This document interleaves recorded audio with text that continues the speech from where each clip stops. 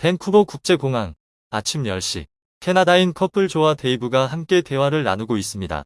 그래도 부모님은 뵙고 가는 게 낫지 않겠어? 아니야. 보면 마음이 약해질 것 같아. 남자친구 데이브와 함께 손을 잡고 체크인 카운터로 향하는 조는 속으로 부모님께 사과를 합니다. 엄마, 아빠, 죄송해요. 하지만 저는 꼭 한국으로 가야겠어요. 부모님을 속이고 주변에서 모두 반대하는 남자와 함께 동양의 작은 나라에 떠나게 된 조. 대체 무슨 사연인 걸까요? 지금부터 이야기 속으로 들어가 보도록 하겠습니다. 안녕하세요. 저의 이름은 마이크 터너라고 합니다. 와이프와 함께 캐나다 밴쿠버에 사는 저에겐 조라는 아주 소중한 딸이 있습니다. 눈에 넣어도 아깝지 않은 딸이지만 딱 하나, 제가 싫어하는 것이 있었습니다. 바로 딸의 남자친구였습니다. 딸이 22살 때 데려왔던 데이브란 남자는 녹색으로 염색한 머리의 여자도 아니면서 한쪽에 귀걸이를 하고 다니는 남자였습니다. 저는 보기와 다르게 성실하고 착한 남자라고 했지만 저는 별로 믿음이 가지 않았습니다. 질이 안 좋은 양아치 같더군요. 하지만 딸은 남자친구에 대해 그런 식으로 말하지 말라고 화를 냈고 성인이 되고 나서 처음으로 딸과 크게 다퉜습니다. 딸은 속타는 부모의 마음도 모르고 그 데이브라는 남자와 동거까지 하게 됐습니다. 저와 처음에 동거하고 있을 땐 그래도 직장은 있는 놈이었는데 어느 순간 회사에서 잘리고 백수가 돼버리더군요. 딸은 그가 수백 개의 회사에 지원서를 넣지만 연락 오는 곳이 없어 몹시 심적으로 힘들어하고 있다고 말했습니다. 저는 나라도 그런 놈은 안 뽑을 거다라고 말하고 싶었지만 딸과 싸우고 싶지 않아 꾹 참았습니다. 거래처 일 때문에 딸이 사는 동네까지 오게 된 날, 저에게 연락한 저는 집을 방문해도 되겠냐고 물었고 그녀는 흔쾌히 수락하며 저에게 집 주소를 알려줬습니다. 어쩐지 딸이 목소리는 힘이 하나도 없었습니다.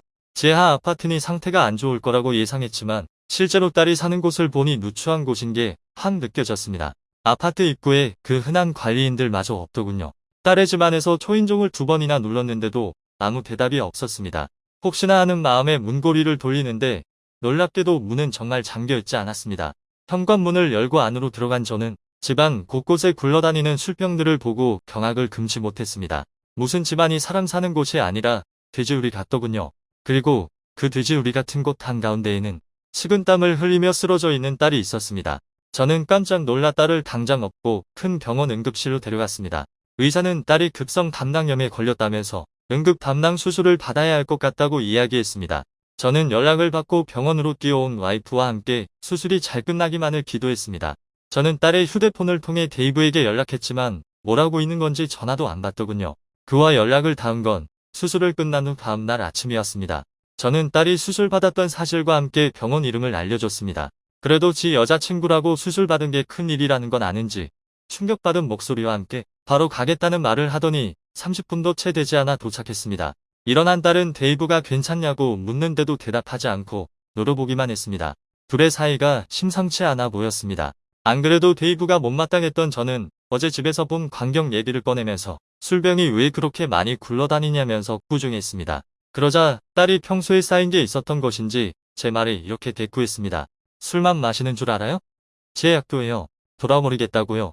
데이브는 자주 대마를 피웠고 의사가 데이브의 기면증 때문에 리탈린을 처방했을 때도 일부러 잘게 부수호크로 흡입하고 약에 취해 있었다고 합니다. 정상적인 환자처럼 복용하는 게 아니라 각성제로서 즐기는 것이죠. 그 말을 들은 저는 머리끝까지 화났습니다. 분명 어제도 밖에서 술을 마시거나 약에 취했을 게 뻔했고 제 딸은 혼자 남겨져 쓰러진 채 고통스러워하고 있었습니다. 난 근본도 없는 양아치가 우리 딸이랑 어울리는 건 용납 못한다. 석 꺼져라.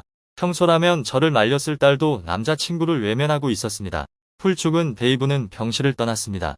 저는 병원에서 퇴원 후 저희 집에서 지내면서 저희의 보살핌을 받았습니다. 건강을 되찾은 후 딸은 다시 집을 구해 나갔지만 예전처럼 저희와 자주 왕래했습니다. 데이브와 헤어지면서 저는 딸의 일상이 정상적으로 돌아왔다고 그리 믿고 있었습니다. 제가 딸에게 이 문자를 받아 뒤통수를 맞기 전까지는요. 아버지, 죄송해요. 저는 데이브와 함께 한국으로 떠나 부부로 살기로 했어요. 그가 거기서 직장을 잡았거든요. 이번에야말로 정말 마음 다잡고 살아본다고 해서 믿어보기로 했어요. 그러니 너무 화내지 말아주세요. 그렇게 애지중지 키웠는데 또다시 그 악마 같은 놈이랑 같이 살겠다니. 화가 머리끝까지 난 저는 딸에게 짧고 냉정한 문자를 보냈습니다. 그 막대먹은 놈과 한국에 가면 다신 우릴 볼 생각은 하지 마라. 그 말은 진심은 아니었지만 딸에게 너무 실망했기 때문에 보낸 문자였습니다.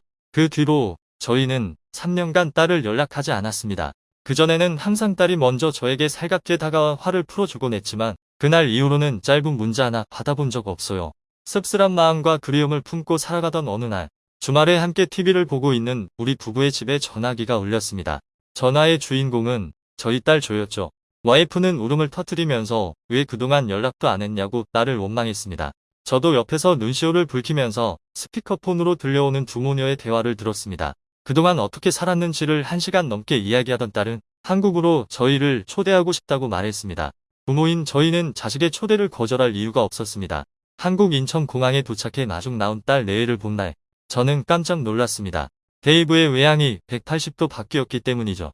남자답게 짧게 자른 고동색 머리에 귀에 피어싱은 사라져 있었으며 복장도 훨씬 단정했습니다.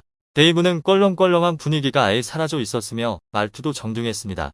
저희는 한국에 도착하고 나서도 딸의 집까지 차를 타고 한참 가야 했습니다. 딸은 대전이란 도시에 살고 있었죠.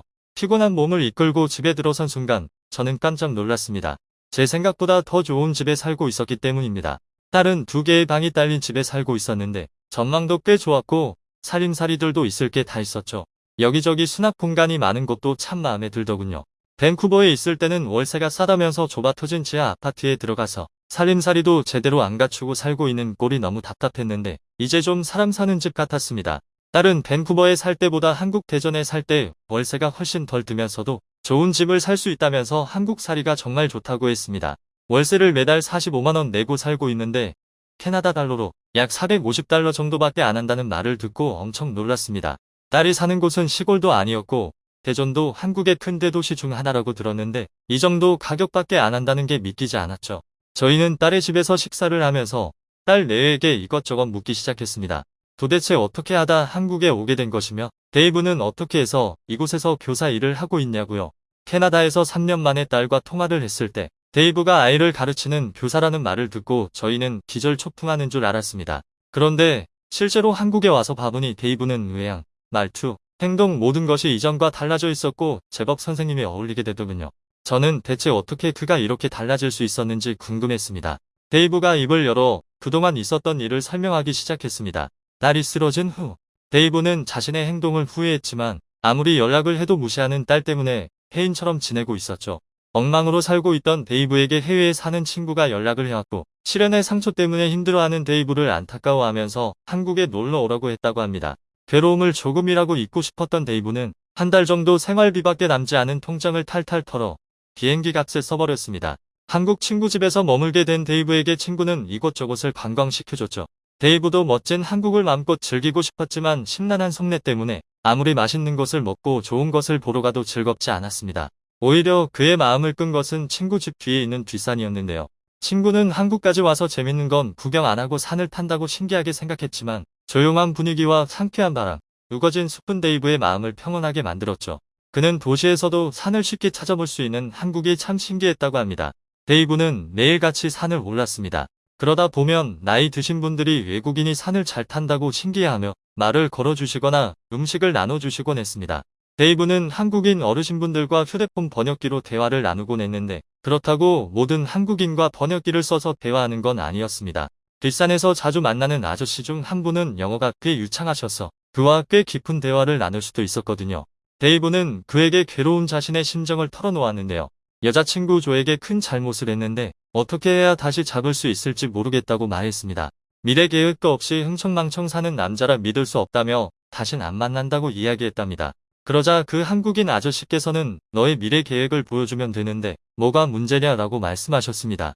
아저씨도 지금 와이프와 비슷한 문제로 헤어질 뻔했는데 여자친구에게 자기가 몇 살 때 무엇을 할 것이고 나와 결혼하면 어떤 부분을 책임질 것인지 계획을 상세하게 적어 보여줬다고 합니다. 하지만 그냥 계획만 제시하면 안 되고 이 계획을 이루기 위해 어떤 노력을 하고 있는지 보여줘야 한다고 말했죠. 한국인 아저씨의 말을 들은 데이브는 자신의 미래 계획에 대해 생각했습니다. 한국에서 영어 교사를 하면 만족하고 있는 친구를 보고 자신도 한국에서 영어 교사를 해보면 어떨까 들었죠. 데이브는 다시 캐나다에 돌아가 외국인 영어 교육에 필요한 태솔 자격증을 땄습니다. 그리고 이메일에 자격증을 첨부한 다음 미래 계획에 대해 이야기를 했죠.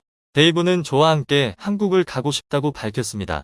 조의 직업은 프리랜서 번역가라 장소에 제약을 받지 않으니 한국에서도 조가 원하는 일을 하며 살 수 있고 자신은 한국에서 영어 교사로 일할 수 있다고 말했죠. 그리고 저와 관계를 유지하기 위해 어떤 노력을 할 것인지도 적었습니다. 술과 약을 끊고 집안일을 열심히 도울 것이며 말투를 고치겠다고 했어요. 이메일을 받고도 답장이 없던 딸은 한참을 고민한 끝에 마지막으로 한 번만 데이브를 믿어보겠다고 답장을 보냈습니다. 데이브는 곧 한국에서 직장을 얻게 되었고 딸을 데려와 한국에 같이 살게 된 것이죠. 데이브의 사연을 들은 저는 이제는 정말 우리 딸을 믿고 맡길 수 있겠다는 생각이 들어 처음으로 그에게 신뢰가 갔습니다. 저는 처음으로 데이브의 어깨를 두드리며 앞으로도 우리 딸을 부탁한다라고 말했습니다. 저희 부부는 다음 휴가 때도 딸내외를 보러 갈 생각이네요. 그때는 데이브가 그렇게 좋아하는 한국산도 같이 올라가 볼 예정입니다. 데이브와 딸이 앞으로도 오래오래 행복하기를 바라겠습니다.